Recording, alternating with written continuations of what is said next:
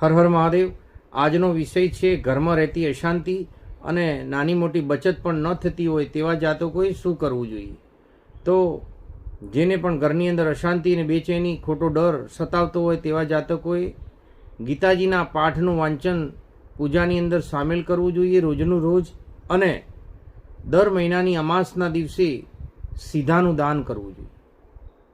અને સંધ્યા સમયે ચોમુખી દીવો સરસિયાનો કરી અને પછી ઓમ નમો ભગવતે વાસુદેવાય બોલી પીંપળાની પ્રદક્ષિણા ફરી અને પોતાનું કાર્ય કરવું જોઈએ, જેથી કરીને ઘરની અંદર રહેતી અશાંતિ, ખોટો ડર અને નાની મોટી જે પણ કમાણી કરતા હોય કે એની અંદરથી ન થતી બચત પણ ધીમે ધીમે થવા લાગશે. તો ધાર્મિક અને વૈદિક કાર્યોની અંદર શાસ્ત્રોમાં બતાવેલા તમામ રસ્તાઓ એવા છે કે વાર લાગે છે જરૂરથી, પરંતુ શ્રદ્ધાથી કરેલા દરેક કાર્ય સફળ થાય છે. હર હર મહાદેવ.